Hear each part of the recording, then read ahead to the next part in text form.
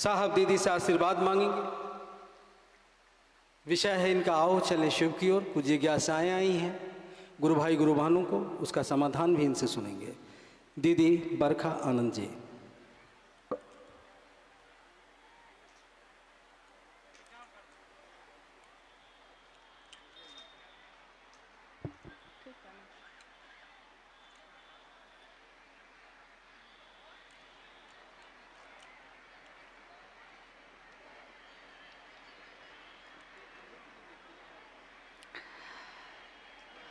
मेरे गुरु महेश्वर शिव को मेरा प्रणाम है।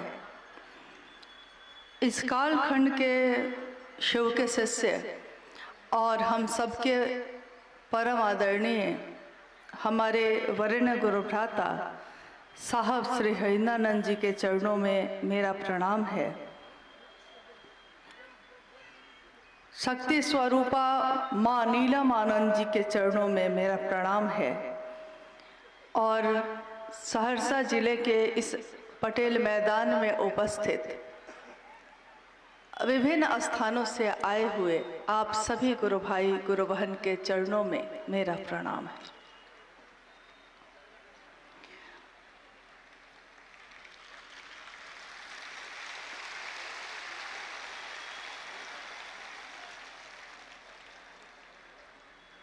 हम सबका परम सौभाग्य है कि अपने गुरु शिव के कार्य के हेतु इस स्थान पे आना हुआ और आज हम सब एक शिव गुरु महोत्सव का जो आयोजन हुआ है उसके हिस्से के रूप में आज हम सब बैठे हैं यहाँ। साल 2005 में 4 दिसंबर को इसी सहरसा जिले में विराट शिव गुरु महोत्सव हुआ था। हमारे साहब सशरीर इस धरती पे पधारे और मेरा सौभाग्य है कि उनके संग मुझको भी आने का अवसर मिला था। उसके बाद का ये समय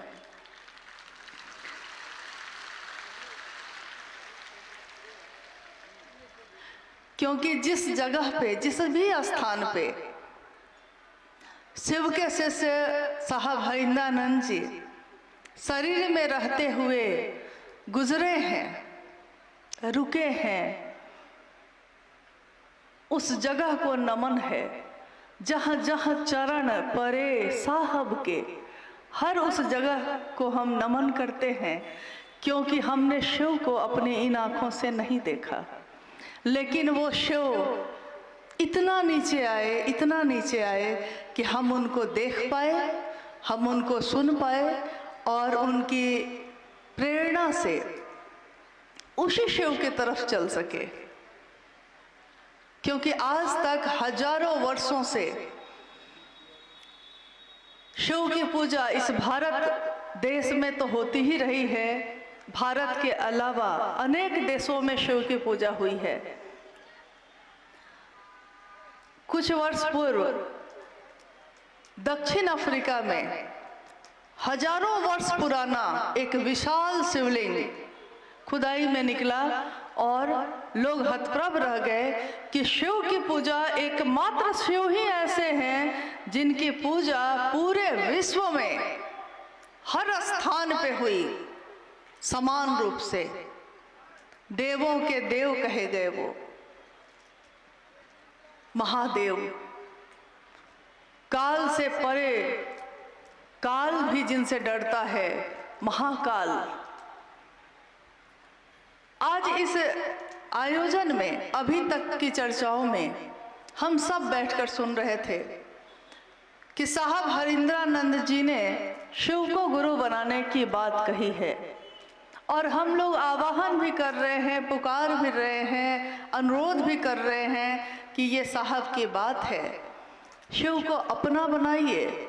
और अपना कैसे बना सकते हैं, इसके लिए 3 सूत्रों का सहारा लीजिए। क्योंकि हम सब ने अपने जीवन में जो समझा है वही हम दूसरों में बांटने की कोशिश कर रहे हैं, हम सब दिख रहे हैं, लेकिन कर हम सब नहीं रहे हैं, क्योंकि जो भी काम हम आज कर रहे हैं, यानी शिव गुरु की चर्चा करते हैं, अपने गुरु शिव से दया मांगते हैं, शिव की चर्चा करते हैं, शिव को नमन करते हैं, ये तीनों सूत्र को बताने वाले ये कौन है?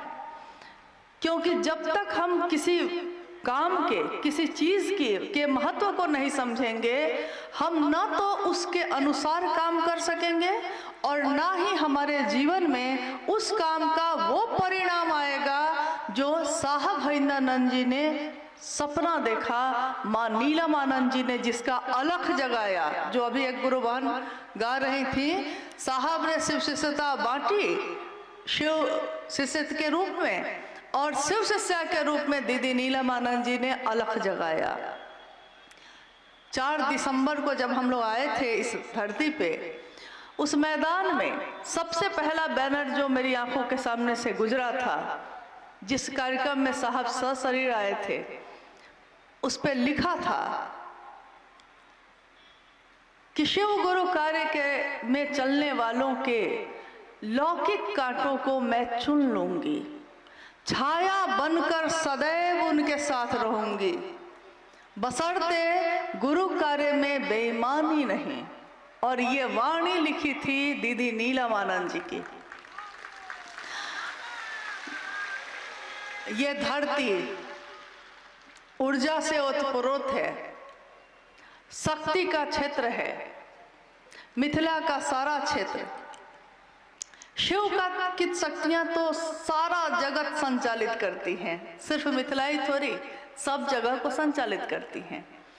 लेकिन आइए हम सब अपने स्थान पे बैठे हुए कुछ समय के लिए अपने मन को पूरी तरह अपने गुरु शिव के तरफ ले जाते हैं और कल्पना करते हैं, क्योंकि एक इंसान सिर्फ कल्पना कर सकता है।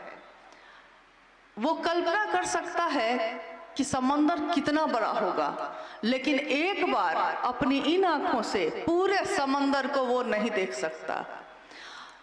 एक इंसान कल्पना कर सकता है कि कोसी नदी में कितना पानी होगा, लेकिन अपनी इन आंखों से पूरे कोसी नदी के पानी को वो एक बार में नहीं देख सकता।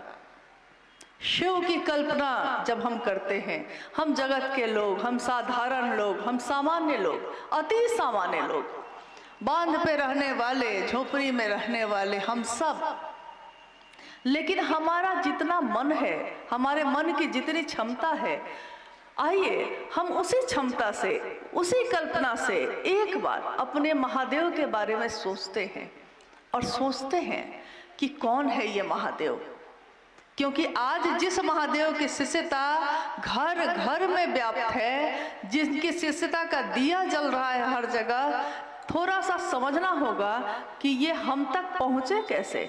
क्योंकि हजारों साल से उनकी पूजा होती थी, लेकिन मेरे आपके अंदर ये विश्वास नहीं था कि महादेव हमर अपन छथिन, हमर अपन, आज तक नहीं था, कभी नहीं हुआ ये। कल शाम में जब इस मैदान में यहाँ के गुरु भाई गुरु बहन पंडाल और बैरिकेटिंग का काम कर रहे थे, थोड़ी देर के लिए हम लोग आए थे और साहब की चर्चा का कैसेट बज रहा था, साहब की वाणी गूंज रही थी। ये धरती आपका, वो महादेव को कह रहे हैं उस चर्चा में, ये धरती आपकी, ये जल आपका, ये अग्नि आपकी, ये हवाएं आपकी, ये आकाश आपका, सब कुछ महादेव आपका।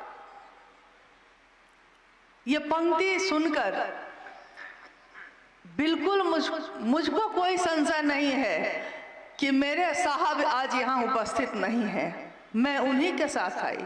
हमेशा हम सब उन्हीं के साथ तो जाते हैं। और कल्पना करने की जो बात हमने कही अभी, सोचिए, साहब कह रहे हैं ये धरती आपकी, यानी ये पांचों तत्व की बात साहब कह रहे हैं। 5 तत्व से दुनिया बनी, 5 तत्व से हम और आप बने, ये शरीर बना। शास्त्र कहते हैं और हमारे विद्वान कहते हैं कि जब ये दुनिया नहीं बनी थी, महाशून्य था, कहीं कुछ नहीं था, सब कुछ शांत, कुछ भी घोर नहीं था, अघोर अवस्था में, यानी कि कहीं कोई तरंग नहीं, कहीं कोई हलचल नहीं, महाशून्य था। उस महाशून्य में शिव की जो शक्तियां सोई थी, सुषुप्तावस्था में थी, उस शिव ने, कहते हैं ना, अकेले रहते रहते कभी वो ईश्वर भी तो परेशान हुआ होगा। उस शिव ने इच्छा की, एको हम बहुश्याम, मैं एक हूं बहुत हो जाऊं। और शिव की इच्छा में इतना बल है, इतना बल है कि शिवेच्छा बली यसी, शिव की इच्छा से बड़ा बल कोई नहीं। शिव ने इच्छा की, इच्छा करते ही सृष्टि, यानी ये दुनिया सृष्टि बनी, तुरंत सृष्टि की इच्छा की है और सृष्टि बनी है। आकाश बना, वायु बनी, अग्नि, जल और ये मिट्टी। एक बार मैंने साहब से खुद पूछा था कि साहब, हम एक सामान्य इंसान हैं, हम शिव की कल्पना नहीं कर पाते, लेकिन वो शिव, उनमें कितनी ताकत आखिर होगी। आदमी सोच तो सकता ही है, कितनी ताकत होगी, कितनी ऊर्जा होगी। कुछ तो उसके बारे में उदाहरण दिया जा सकता है। साहब ने कहा था, चारों दिशाएं जिसका वस्त्र हो, 4 दिशाएं हैं ना, 4 दिशा हम लोग कहते हैं ना, उत्तर, दक्षिण, पूर्व, पश्चिम। ये चारों दिशाएं जिसका वस्त्र हो और करोड़ों बिजलियों की जो चमक है, करोड़ों बिजलियां जिसका आहार हो, यानी वो शिव करोड़ों बिजलियों का भोजन करते हैं। और ये सबसे नीचे का तत्व माना गया है, यानी सबसे स्थूल, नीचे का नहीं, स्थूल, जिस पे हम अपने 5 ज्ञानेंद्रियों से हम उसको छू सकते हैं, सूंघ सकते हैं, स्वाद ले सकते हैं, आंखों से देख सकते हैं, सुन सकते हैं। हमारी 5 ज्ञानेंद्रियां काम करती हैं जिस पे, वो है मिट्टी। और साहब कहते हैं कि ये क्षिति का तत्व जो है, ये मिट्टी का जो तत्व है, इस तत्व में कितनी ताकत है। उन्होंने कहा कि करोड़ों बिजलियों की चमक एक साथ, अगर वो करोड़ों बिजलियां गिरे तो जितनी ताकत होगी, मिट्टी के एक परत में, एक कण में वो ताकत है। कल्पना करिए जरा, मिट्टी जिसको हम अपने पैरों से रौंद देते हैं, जिसके सीने को फाड़ के बिया लगाते हैं तो अनाज होता है और हम आप खाते हैं। सोचिए, उस मिट्टी की ताकत इतनी है कि आदमी आज तक सोचा कि बना सकेगा, मिट्टी नहीं बना सका। शिव की बनाई हुई 5 तत्वों में से कोई तत्व आज तक कोई इंसान बना नहीं सका। जो है उसका उपयोग या उसका दुरुपयोग कर सका, बना नहीं सका। और वो शिव, उससे थोड़ा और सूक्ष्म जाइए तो जल है, उसमें 4 ज्ञानेंद्रिय काम करती है। उससे थोड़ा और ऊपर जाइए, अग्नि है, 3 ज्ञानेंद्रिय काम करती है। उससे और ऊपर जाइए, हवा है 2, उससे ऊपर आकाश है 1, और उससे ऊपर चले जाइए तो ज्ञानेंद्रिय काम नहीं करती। न देख सकते हैं, न सुन सकते हैं, न छू सकते हैं, न तो स्वाद ले सकते हैं। सोचिए, उस सत्ता से हमारी आपकी क्या औकात होगी कि हम मिल सके, कि हमारे दिलों में उतर सका। वो हुआ कैसे? ये इस काल खंड में, इस दुनिया में ये काम हुआ कैसे? कौन है वो जो यहाँ उतरा था और जिसने उस शिव की असीम ऊर्जा को, अक्षय स्रोत को इतना सरल, इतना स्थूल बनाया कि इस दुनिया में, इस जगत में रहने वाले लोग उस शिव को एहसास कर सके, उस शिव को के बारे में अपने दिल में, वो उनके दिल में धड़क सका। और यहाँ तक कि अभी आपने भजन सुना, भाई चंदन जी गा रहे थे, जे कहियो शास्त्र पुराणों न पढ़ ले, जो शास्त्र और पुराण नहीं पढ़ा, कहते हैं, साहब ने कहा है कि शिव ज्ञान देते हैं तो शास्त्र आरेखित होते हैं, शिव ज्ञान उतरता है किसी में तब शास्त्र लिखे जाते हैं। तो उस शिव के सामने शास्त्र का भी कोई महत्व नहीं। तो जे कहियो शास्त्र पुराणों न पढ़ लई, हिंदियो अंग्रेजी नहीं पढ़ा, से चर्चा धूर झाड़ करे छे। सो चर्चा कर रहा है किसकी? शिव की। जे चर्चा धूर झाड़ करे छे, 12 महीना शिव की चर्चा किए जा रहा है। ये ज्ञान निकलता कहाँ से है? वो महादेव उतरे कैसे? ये कौन उतारा? मेरे आपके अंदर तो पहले था नहीं। तो हम कहते हैं कि उनका नाम है हरिंद्रानंद। धरती ने उनको नाम दिया हरिंद्रानंद। और सोच लीजिए, कल्पना कीजिए कि जिसने शिव की उस ऊर्जा को धरती तक उतार लिया है, उन साहब हरिंद्रानंद में क्या ऊर्जा होगी? जो आए शरीर में, दिखे सामान्य, साधारण ढंग से कुर्ता पाजामा पहने हुए, सामान्य व्यक्ति की तरह पान खाते हुए, मुस्कुराते हंसते हुए, दुख और सुख सहते हुए, धरती की चोटें बर्दाश्त करते हुए, वो कौन है जो आए भी, इस धरती पे रहे भी, और शरीर से, इस धरती से शरीर नष्ट हुआ। 5 तत्वों का शरीर था, 5 तत्वों में मिल गया, लेकिन ये 5 तत्व किसके हैं? तो शिव के हैं। और साहब कहाँ मिले? तो इन 5 तत्वों में। धरती पे तो हम बैठे हैं, यानी इसके कण कण में शिव के साथ वो साहब हरिंद्रानंद भी हैं। हवाएं सांस ले रहे हैं हम लोग, नमः शिवाय करते हैं अपनी सांसों से, हर सांस के साथ, क्योंकि ये सांस मेरी भी है, आपकी भी है, लेकिन हमारी सांस में ये ताकत नहीं थी कि वो शिव अपना प्राण मंत्र मेरी या आपकी सांसों में उतार सकता था। नहीं उतार सका। उसके लिए भी तो क्षमता चाहिए, उसके लिए भी तो योग्यता चाहिए। तो उन्होंने अपने हवा के झोंके से 5 तत्वों का ही सहारा लिया है। हवा के झोंके के साथ साहब हरिंद्रानंद जी के श्वास में नमः आया, शिवाय उतर गया। नमः आया, शिवाय उतर गया, एकदम साधारण ढंग से, एकदम सामान्य गति से। साहब हरिंद्रानंद जी के जीवन की कितनी घटनाएं हैं। हम कहते हैं शिव का तत्व कौन ज्ञानी है जो जान सका? कोई नहीं जान सका। साहब ने शिव की अवधारणा की व्याख्या की। साहब हरिंद्रानंद जी ने कहा कि दुनिया के लोगों ने, जैसे आपने कभी हाथी देखा है? साहब कहते हैं कि आपने कभी हाथी देखा है? तो हाथी में 5 अंधे आदमी, 5 जा रहे थे।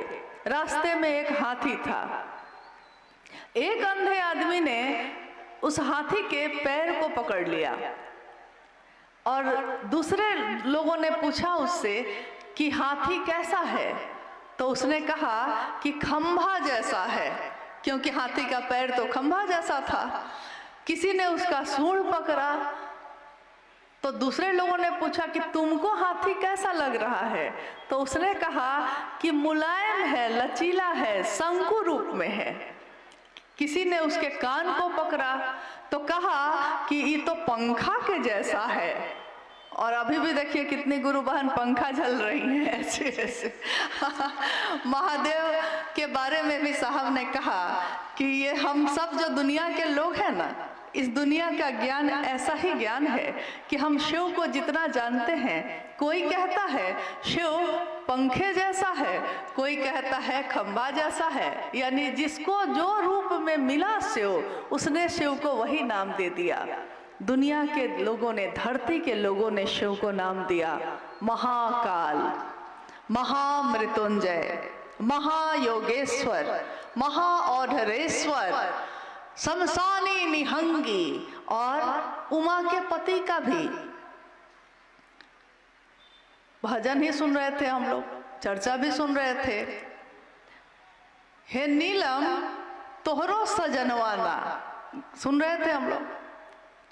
दीदी नीलम आनंद जी का नाम लिया जा रहा था कि हे नीलम तोहरो सजनवा ना, तोहरो सजनवा कुछो न बुझो, ओ घर ढरनवा ना। ये गौरा के लिए है और सही बात है। कैसे है वो ओढ़र धरनवा? शिव के तत्व को जब हम नहीं समझ पाए तो हम शिव के शिष्य के तत्व को समझ पाएंगे? अगर वो हमारे नजदीक ना आना चाहते तो हम साहब हरिंद्रानंद जी का दर्शन इन आंखों से नहीं कर सकते थे। अगर वो हमारे पास हमको न बैठाते तो हम उनकी वाणी को सुनने की क्षमता हमारे इन कानों में नहीं थी। लेकिन उन्होंने बैठाया, दुनिया के लोगों को सुनाया, शिव का संदेश दिया, शिव की तरफ चलने का रास्ता दिखाया। ऐसा रास्ता, ऐसा राजमार्ग बनाया जिस पे दुनिया के सारे लोग चल सकते थे। तो उसमें एक घटना है तो बहुत सारी, असंख्य घटनाएं, न तो कागज उतनी बड़ी है, न तो कलम उतना है, न तो स्याही उतनी है कि उनकी सारी घटनाओं को, उनके जीवन को कोई लिख सके। इतना तो किसी के पास कागज कलम स्याही नहीं है। लेकिन यही बगल में एक जिला है मधेपुरा, वहाँ के एक पुराने गुरु भाई हैं हरि बाबू साहब, आए थे उनके घर और मैं उस समय उस संयोगवश उस यात्रा में शामिल नहीं हो पाई। जब साहब लौट कर आए तो साथ गए गुरु भाइयों ने कहा कि साहब को भी समझना बड़ा मुश्किल है। तो हम लोग पूछते थे, अगर नहीं जा पाते थे तो पूछते थे क्या हुआ, कैसे हुआ, साहब ने क्या कहा, लोगों ने क्या कहा। तो गुरु भाइयों ने बताया कि साहब कुर्सी पे बैठे थे, कुछ गुरु भाई लोग इधर खड़े थे, कुछ गुरु भाई बहन इधर खड़े थे। अब साहब यहाँ बैठे हैं तो कोई उधर से गुजर नहीं रहा है, लेकिन एक काम आ गया तो एक गुरु भाई बाईं तरफ से दाईं तरफ जाने लगा। तो जब वो गुरु भाई जाने लगे तो उनको लगा होगा ना कि साहब बैठे हैं तो प्रणाम कर लेते हैं, तो वो गुजरते गुजरते साहब को प्रणाम करने लगे। तो साहब हमेशा कहते थे कि जानती हो, हर जिला के लोग अलग अलग तरह से प्रणाम करते हैं, सबका अपना अपना स्टाइल है। तो सहरसा का क्या है? तो सहरसा का ऐसे है साहब कहते थे कि सहरसा के लोग ऐसे प्रणाम करते हैं। तो गुरु भाई ने साहब को प्रणाम किया। साहब बैठे शांत थे, जैसे ही देखा कि प्रणाम कर रहा है बिगड़ गए, पूरा बिगड़ गए।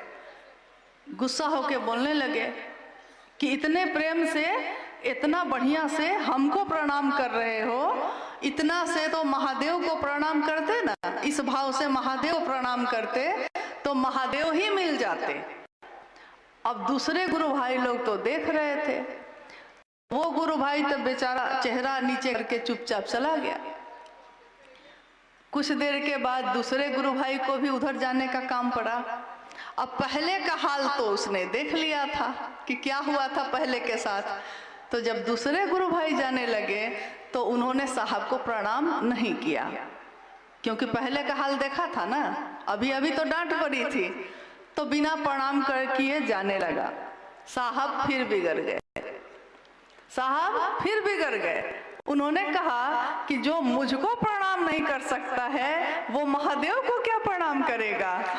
देखिए ये तो शिव के शिष्य का तत्व है, जो हम शरीर में आए लेकिन हम आप नहीं जान सके।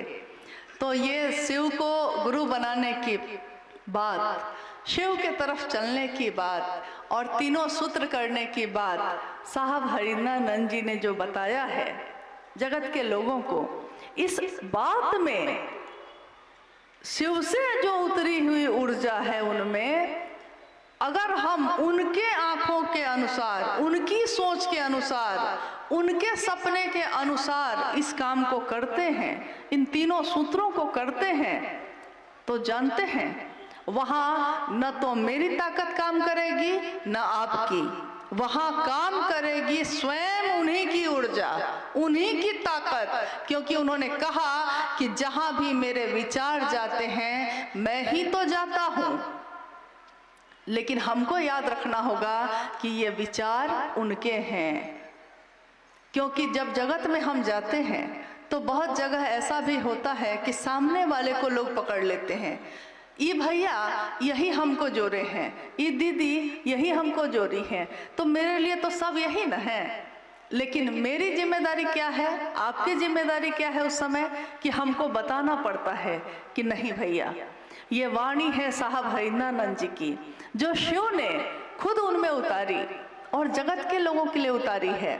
मेरा काम बस है संदेश वाहक का। जैसे कोई डाकिया डाक लेके आ जाता है, चिट्ठी लेके पहुंचाता है, चिट्ठी लिखा कोई और है, पहुंचेगा कहीं और, बस हमको पहुंचाना है, इतना ही है हम लोग का काम। तो याद रहे कि सड़क पे चलते थे हम, जैसे कोई सांप सड़क पे चलता है तो लोग डर जाते हैं और लाठियों से उसको मार मार के भगा देते हैं, लेकिन उसी सांप को गलती से भी अगर वो शिवलिंग पे चला जाता है तो उसकी पूजा होती है। हमारी आपकी भी वही स्थिति है। शिव की बात करते हैं तो पूजा होती है, शिव की बात करते हैं लोग सम्मान देते हैं, प्यार देते हैं। जिस दिन अपनी बात कहने लगेंगे कोई प्रणाम नहीं करेगा, कोई प्रेम नहीं करेगा। तो मेरे गुरु शिव की बात, आपके गुरु शिव की बात लोगों तक इस जीवन में हम पहुंचा सके, दीदी नीलम आनंद जी के सपने को पूरा कर सके। उनकी आंचल की छाया क्या अभी इस मैदान में नहीं है? क्योंकि कल तक तो इस मैदान में बहुत धूप थी, आज ये छाया कैसे हो गई है? कल तक तो बहुत धूप थी।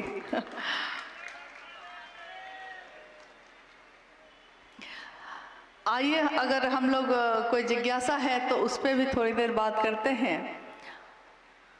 ये कार्यक्रम एक दिन खत्म हो जाएगा, आज ही खत्म हो जाएगा, आप भी चले जाएंगे, हम भी चले जाएंगे, फिर न जाने कब आना होगा, आना होगा भी कि नहीं कोई नहीं जानता।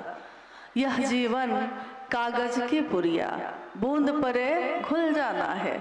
मौत की एक बूंद कब पड़ेगी, कब हम एक दूसरे से इस शरीर में विदा ले लेंगे, कोई नहीं जानता।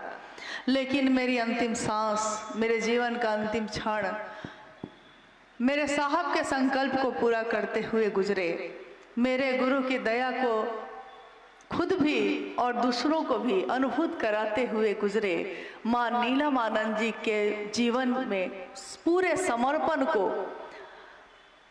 चरितार्थ करते हुए गुजरे, इसकी ही कामना है। आइए हम लोग कुछ जिज्ञासाओं पे बात करते हैं। स्थानीय गुरु भाई गुरु बहनों के द्वारा एक जिज्ञासा ही है कि क्या भगवान शिव की शिष्यता, क्या भगवान शिव की शिष्यता अन्य गुरुओं की शिष्यता से भिन्न है या एक ही है? शिव की शिष्यता, हाँ, भगवान शिव की शिष्यता अन्य गुरुओं, जो पहले पूर्व के शरीरी गुरु आए, उन गुरुओं की शिष्यता से भिन्न है या एक ही है?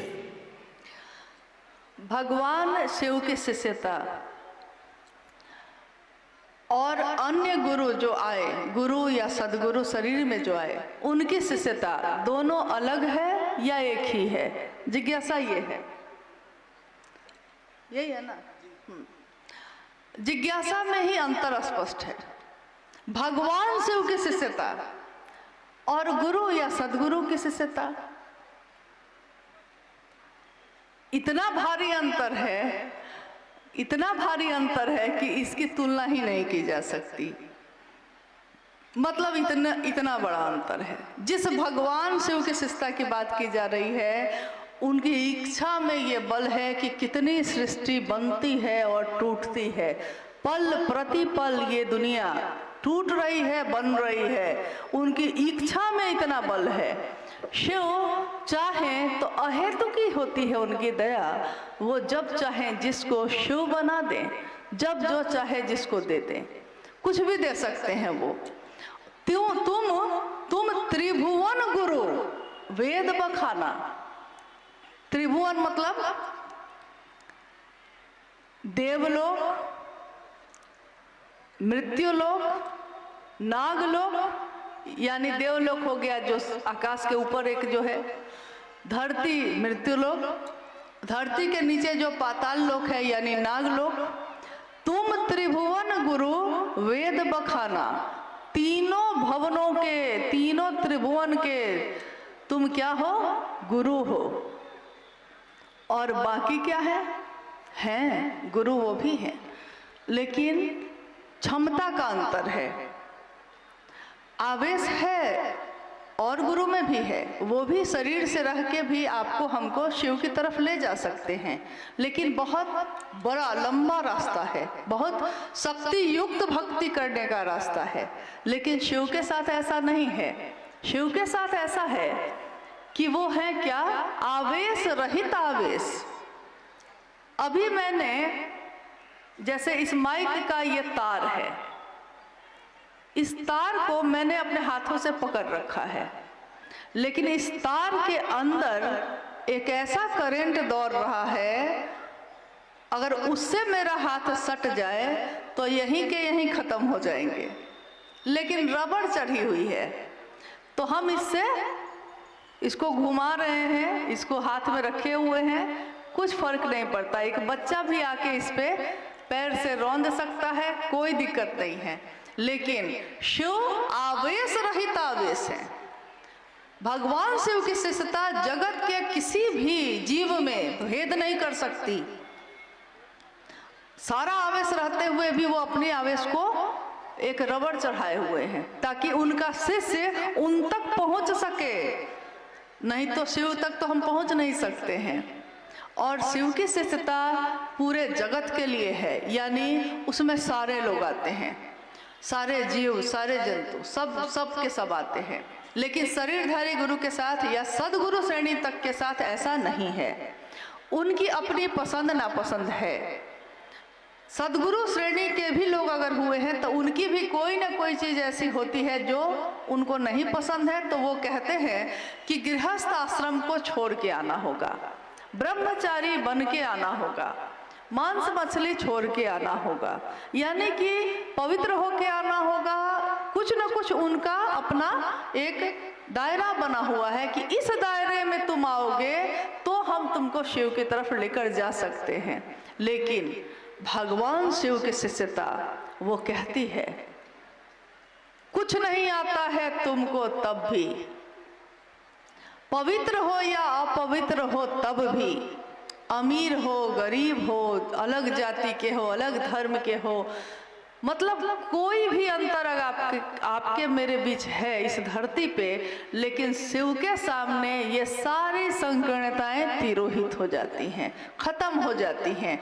इसीलिए शिव जगत के गुरु हैं। जगत के गुरु और बाकी गुरुओं में कोई तुलना ही नहीं है सब शिष्यता ही, रास्ता सब जाके वहीं मिलता है। लेकिन शिव जब स्वयं गुरु हो जाए, तब फिर जब सूरज खुद निकल जाए तो सारे तारे छिप जाते हैं। नहीं, सूरज की रोशनी के बाद तारे नहीं दिखते, सूरज की रोशनी ही दिखती है।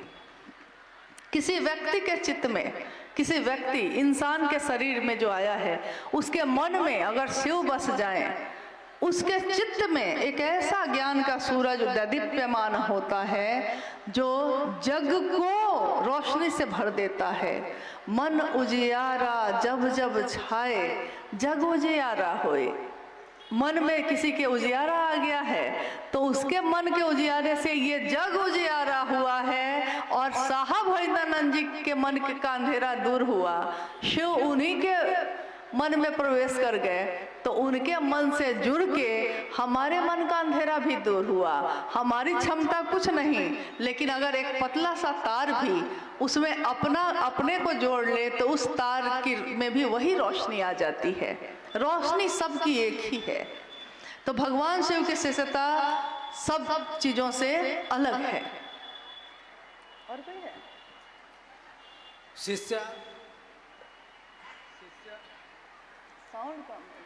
शिष्या अनुभूति कहती है, जो साहब श्री के द्वारा लिखित है, शिव शिष्य होने के लिए केवल अस्थाई शिष्य भाव अनिवार्य है। ये अस्थाई शिष्य भाव कैसे होगा? अच्छा, आप लोग जो है थोड़ी सी देर के लिए हलचल बंद कर दीजिए। घर हमको भी जाना है, आपको भी जाना है। घर अपनी ही जगह रहेगा, कहीं दूसरी जगह नहीं चला जाएगा, आपके इंतजार में वहीं रहेगा। जिज्ञासा ये है कि शिव के शिष्यता में एक ही चीज अनिवार्य है, अस्थाई शिष्य भाव। अस्थाई शिष्य भाव यानी कि जिसमें निरंतर ठहराव हो, ठहर गया हो वो, और उसमें निरंतरता है। ये नहीं कि आज शिव बहुत अच्छे लगते हैं, कुछ दिन के बाद अच्छे नहीं लग रहे हैं, फिर कुछ दिन छोड़ दिए। घर में कोई घटना हो गई है, दुख हो गया है तो छोड़ दिए, बोले कि महादेव महादेव बहुत कर लिए, अब कुछ दिन बाद करेंगे। महादेव महादेव इतना किए, देखिए महादेव दुख दे दिए, कह के छोड़ देते हैं। यानी हम कभी उस विचार को पकड़ते हैं, कभी छोड़ते हैं।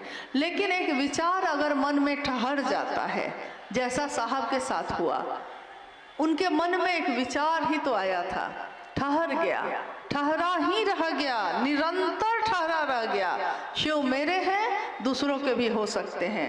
नतीजा क्या हुआ कि शिव शिष्यता व्यापक होती चली गई, क्योंकि वो ठहरा रह गया।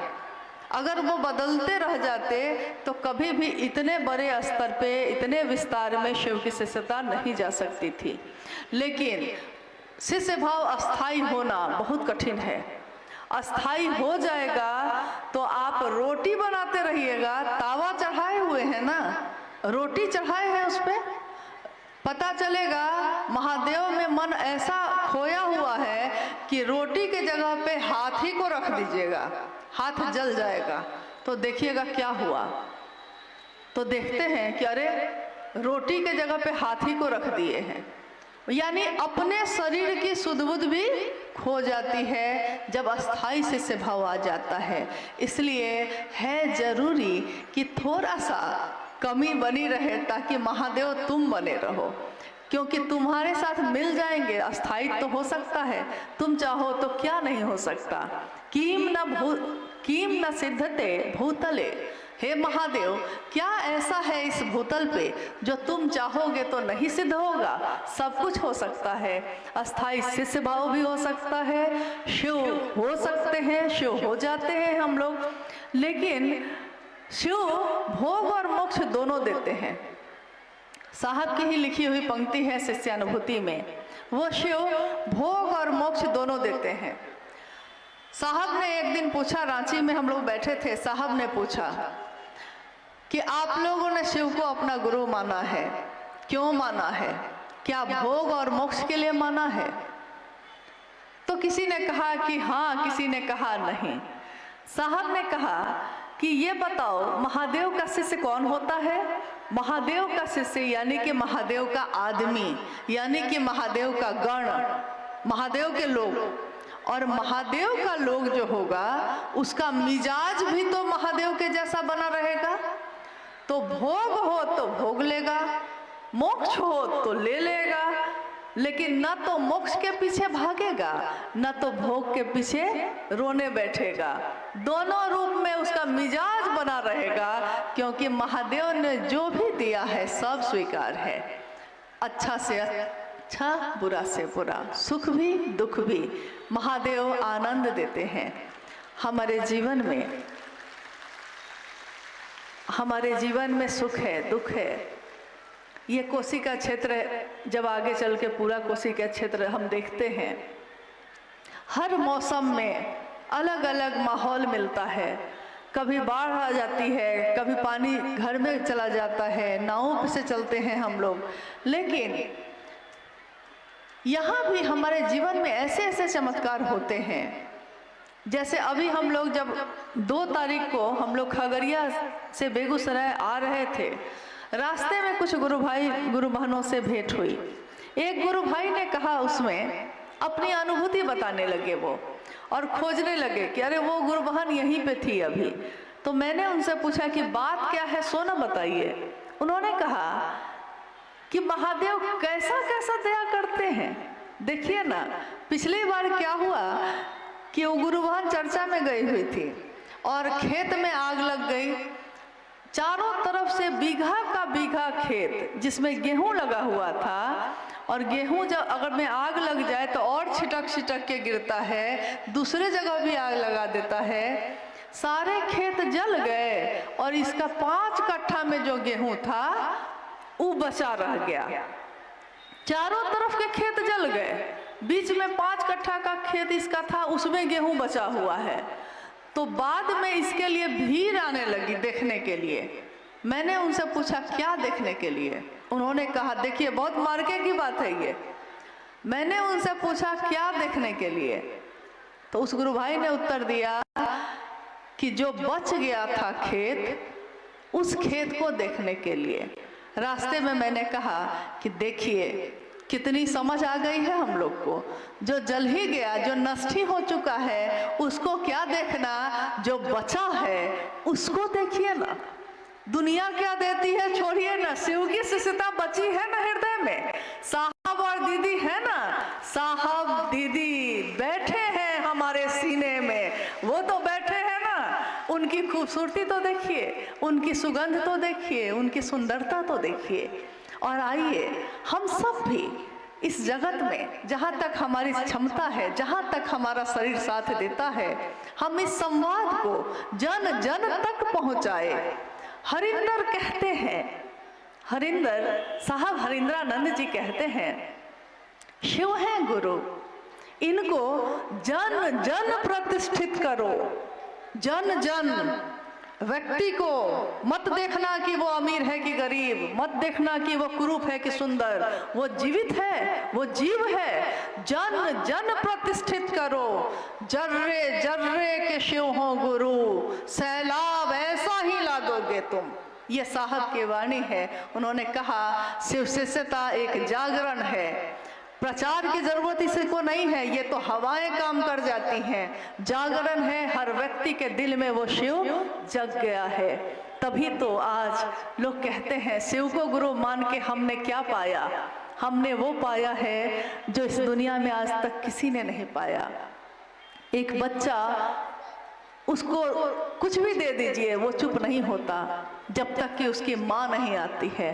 तो हमने उसको पाया है जिसको पाके ये जग इतर आया है। हम तो उसको पाके बैठे हैं, उससे ज्यादा अब क्या चाहिए? कोई कहे कि महादेव चाहिए कि भोग और मोक्ष चाहिए, तो क्या कहेगा महादेव का चेला? आप बताइए क्या कहेगा? क्योंकि एक दिन साहब ने हम लोगों से ये पूछा था कि महादेव का चेला क्या दुख से पागल हो जाएगा? क्या महादेव का चेला सुख में बौरा जाएगा? भोग और मोक्ष दोनों रखे हैं और शिव खड़े हैं आपके वहां, आप किसको चुनिएगा? हम सब ने एक स्वर में कहा था महादेव को भोग भोग लेंगे, मोक्ष की चाहत नहीं है। साहब ने खुद अपने बारे में लिखा है, न मैं जगतार्थी हूँ, न मैं मोक्षार्थी हूँ, न जगत की चीजों का मुझको कोई लोभ है, न तो उसके प्रति आकर्षण है, न तो मोक्ष का कोई आकर्षण है। मेरे शिव मुझको अच्छे लगते हैं, बस अच्छे लगते हैं, इतने अच्छे लगते हैं, इतने अच्छे लगते हैं कि छाप तिलक सब छीनी रे तो से नैना मिला के। सारे छाप तिलक जब से तुमसे नैना मिल गई है, नैन मिल गए हैं। अब मुझको लगता है कि समय ज्यादा हो रहा है और जिज्ञासा की जरूरत है। हाँ, जिज्ञासाएं तो हैं। आप लोग जाना चाहते हैं या एक जिज्ञासा पे और बात हम लोग कर सकते हैं? मतलब समय है, बैठ सकते हैं, ठीक है।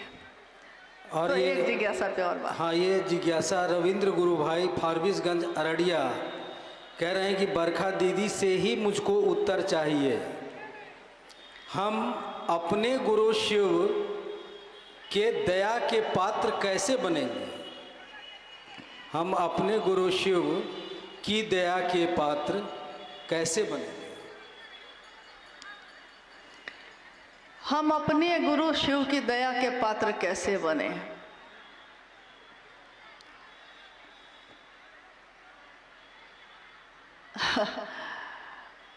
साहब से हम लोगों ने कहा, जब उन्होंने आओ चले शिव की ओर पुस्तक लिखी थी, उसमें एक पंक्ति उन्होंने लिखी है, पीड़ा के क्षणों में गुरु की दया त्वरित हो जाती है। और मेरे गुरु की दया सर्वदा दुनिया चोट देती रही है और सर्वदा गुरु की दया मरहम का काम करती रही है। उसी की आगे की पंक्ति है, शायद सबके साथ ऐसा होता है। कौन? जिनके प्रिय शिव हैं या जो शिव के प्रिय हैं। साहब ने जब ये पंक्ति लिखी थी तो हम लोगों ने पूछा था उनसे कि ये पंक्ति सुनने में एक जैसी लग रही है कि जिनके प्रिय शिव हैं या जो शिव के प्रिय हैं। सुनने में तो एक जैसा ही लग रहा है, अंतर नहीं लग रहा है, लेकिन आपने ये पंक्ति लिखी है, इसका मतलब है कि इसमें जरूर अंतर होगा। पहला सूत्र में भी देखिए अंतर है, वैसा ही उन्होंने लिखा। तो मैंने पूछा था तो उन्होंने कहा जिनके प्रिय शिव हैं, क्योंकि अभी शिव की दया कैसे मुझको मिले इसी पे बात हो रही है। जिनके प्रिय शिव हैं। आज देखिएगा कुछ गुरु भाई गुरु बहन शिव को गुरु माने हैं, खूब चल रहे हैं महादेव के काम में, खूब चल रहे हैं, इतना चल रहे हैं कि हम लोग शर्मिंदा हो जाते हैं कि अरे इतना बढ़िया चल रहे हैं, हम उतना नहीं जा पा रहे हैं। साहब ने तो कहा कि कुछ लोगों ने इसी गुरु मंच पे आके ऐसी बात साहब के सामने महादेव के लिए कही कि साहब ने खुद उनको कहा था कि भाई आज तुमने जो शिव की चर्चा की है वैसा मैं शिव का शिष्य जो हूँ हरिंद्रानंद, मैं भी वैसा शायद नहीं कर पाऊँ। सोचिए, कुछ क्षण के लिए उस व्यक्ति का मन इतना ज्यादा बढ़िया था कि शिव से ज्यादा प्रिय उसके लिए कोई नहीं था उस दिन। लेकिन जीवन है, घटना घटती है, कुछ ना कुछ होता है। आपका मन है, दुख भी लेता है, सुख भी लेता है। तो किसी घटना से मन दुखी हो गया होगा, हो गया ही होगी कोई बात। मन का कोई ठिकाना नहीं है भाई, किसी बात से दुखी हो सकता है। मामूली से मामूली बातों पे बरसों के यार आने गए, तो छोटी छोटी बातों पे बरसों के याराने चले जाते हैं। तो शिव की शिष्यता में कुछ लोग ऐसे चले जैसे लगता था कि कब से चल ही रहे हैं, उनके प्रिय शिव थे। लेकिन जीवन में कुछ बातें हुई, कुछ बुरा लग गया, कुछ अच्छा लग गया, महादेव प्रियता बदल गई। अब महादेव अच्छे नहीं लग रहे हैं, अब दूसरा व्यक्ति अच्छा लग रहा है, दूसरी बात अच्छी लग रही है। तो साहब ने कहा कि देखिए उस दिन शिव प्रिय थे, प्रियता बदल सकती है आदमी की, अगर वो आपके तरफ से चलेगा तो बदल सकता है, लेकिन शिव की तरफ से चलेगा, यानी जिनके प्रिय शिव हो जाएंगे, शिव की तरफ से चलेगा तो वो प्रियता कभी नहीं बदलती, क्योंकि शिव नहीं बदलता। तो जिनके जो शिव के प्रिय हैं, अब दूसरी पंक्ति है, जो शिव के प्रिय हैं। अब इस प्रश्न का उत्तर उसी में है। मैंने साहब से पूछा उस दिन, मैं ऐसा क्या करूं कि शिव का प्रिय हो जाऊं? साहब ने उत्तर दिया,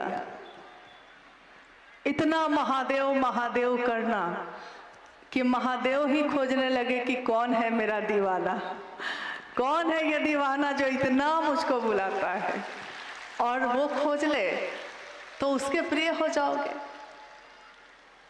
शिव की दया हम कैसे पाते हैं? गुरु अनुसार करने भर से पाते हैं। गुरु अनुसार करना भर है बस। न मेरी ज़्यादा है इसमें कुछ, न इसमें कम है।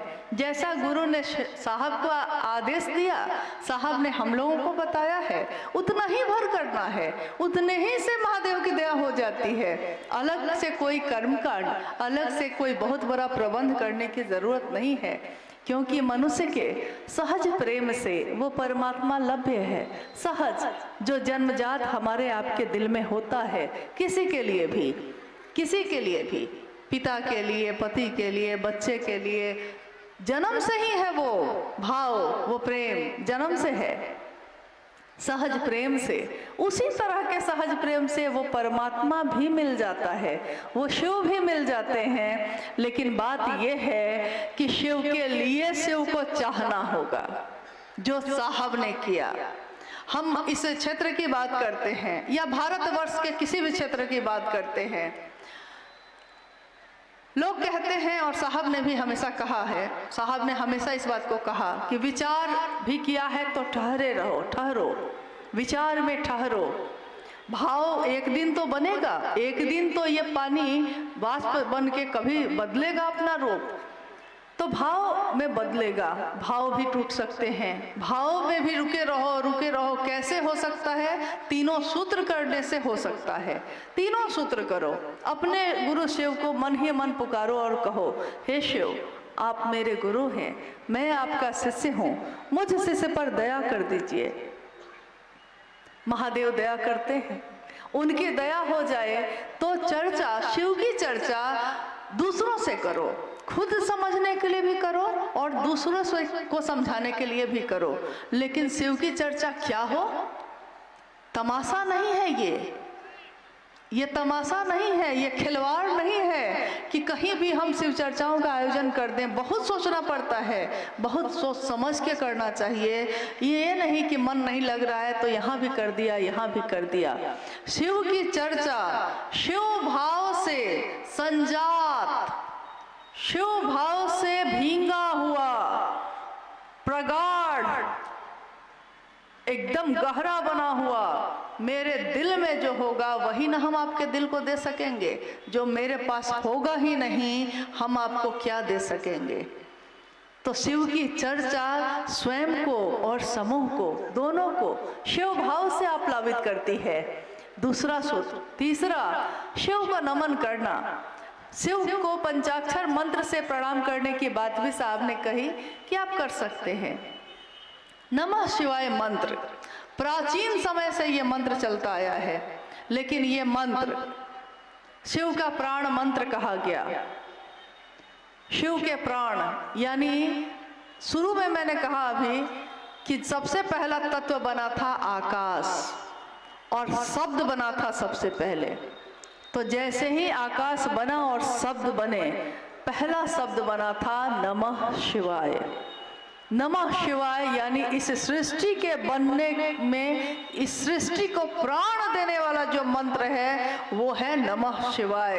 शिव के समग्र स्वरूप को, संपूर्ण शिव के स्वरूप को हम चले थे जगत गुरु शिव का सहारा लेकर, लेकिन वही शिव नीचे तक आकर, हमारे आपके चेतना के स्तर तक आकर धीरे धीरे अपने समग्र रूप से मिलवाते हैं। स्वरूप जो उनका है संपूर्ण, भगवान शिव के शिष्यता, भगवान शिव से मिलवाते हैं। नमः शिवाय मंत्र शिव के समग्र स्वरूप को प्रणाम निवेदित करता है। इन तीनों सूत्रों की परिधि में ही सब कुछ है। गुरु मानकर अगर किसी ने आपको 3 सूत्र नहीं बताया होता तब भी आप क्या करते? ये साहब ने एक बार कहा था। साहब ने कहा था कि मैंने जब शिव को गुरु बनाया था, भगवान समझ के बनाया था और मेरे पास 3 सूत्र नहीं थे। आपको मैंने दिया है लेकिन मेरे पास नहीं थे। मैं शिव का शिष्य बना या नहीं बना? बना। कैसे? साहब ने कहा मेरे गुरु शिव ने मुझको अनुभूत करा दिया, बोध करा दिया कि उनकी दया के बिना यहाँ पत्ता भी नहीं हिलता है। शिव और शक्ति के प्रेम के बिना तो घास की एक पत्ती तक नहीं उगती। शिव की दया के बिना यहाँ कुछ भी नहीं होता, सब कुछ उनकी दया ही है। यह शिव ने बोध करा दिया। तो उन्होंने पहला सूत्र बनाया। शिव की चर्चा करने से परिणाम आने लगा और ध्यान कहा जाता है कि भारत देश में ध्यान की अनुपम विधा मानी गई है। ध्यान को बहुत अनुपम विधा मानी गई है। किसी एक बिंदु पे अपने मन को एकाग्र कर लेना, ठहर जाना, शांत हो जाना, यह है ध्यान। और शिव की चर्चा कोई कर्म कांड नहीं करती, लेकिन शिव की चर्चा करते करते हमारा मन सिर्फ अपने गुरु शिव पे केंद्रित हो जाता है। इसीलिए दूसरा सूत्र शिव की चर्चा ध्यान की अनुपम विधा है। आज तक हम लोगों ने कुछ न क्रिया न साधना, कुछ क्रिया न साधना, कुछ नहीं आता, न साधना न क्रिया न मंत्रों का जप, कुछ नहीं होता, बस महादेव महादेव रटते हैं। और देखिए शिव की चर्चा ध्यान की अनुपम विधा बन जाती है। तीसरे सूत्र में उन्होंने कहा कि शिष्य अपने गुरु को प्रणाम नहीं करेगा तो करेगा क्या, प्रणाम तो करेगा ना। तो उन्होंने इन तीनों सूत्रों को पिरोया और हम सबको दान कर दिया। ऐसा दान किया, ऐसा दिया कि अपना सर्वस्व ही दे दिया। लेकिन उन्होंने एक बात जरूर कही कि एक निष्ठता और समर्पण अपने गुरु के कार्य के लिए जरूर रखना। एक निष्ठता यानी गुरु कार्य में बेईमानी नहीं होनी चाहिए। न तो मेरे द्वारा न तो कोई दूसरा करता है तो उसको भी समझाने की कोशिश करिए कि वो ऐसा ना करे, क्योंकि ये शिव की शिष्यता है। महादेव की आंखें तुरंत लाल होती हैं, जितने वो करुणावतारम हैं उतने ही उनकी आंख लाल भी होती है। उनको ये पसंद नहीं कि शिखर के शासन पर बैठकर कोई दूसरों पे शासन चलाए, ये शिव को पसंद नहीं। तो हम शिव के शिष्यों को भी ये काम करने की कोशिश कभी नहीं करनी चाहिए। कोई गुरु भाई गुरु बहन, मेरा गुरु भाई गुरु बहन है, मेरा शासन उस पर नहीं चल सकता, गुरु का शासन चलता है, मेरा नहीं, आपका नहीं। चलिए, भगवान शिव की शिष्यता के बारे में हम लोगों ने आज बात की। साहब हरिंद्रानंद जी की वाणी को याद किया। हमारे साहब के साथ हम सब इस स्थान पे आए। अपने साहब से ये याचना है कि मेरे मन में फैले अंधेरे को ए साहब दूर करिएगा, सत्य की राह दिखाइएगा, क्योंकि हम लोग भ्रमित हैं, समझ नहीं पाते। ये हमारा दोष नहीं है, ये हो जाता है जगत में, हम जानबूझ के ऐसा नहीं करते। गलतियां होती हैं शिष्य से और गुरु माफ करते हैं। गुरु का रास्ता साहब हरिंद्रानंद जी ने दिखाया है, वो साहब भी हम सबको माफ़ करें, अपने गले से लगाएं। और गले से वो लगाते ही आए हैं, हम ही उनको कभी पकड़ते कभी छोड़ते रहे हैं, लेकिन उन्होंने हम सबको कभी नहीं छोड़ा। अगर उन्होंने छोड़ा होता तो हम सब आज यहाँ होते ही नहीं। आप सभी के चरणों में प्रणाम है। आप सब कृपया धीरे धीरे अपने घर को प्रस्थान करिए। हम सबका आना सफल हो, आप सभी के चरणों में प्रणाम है।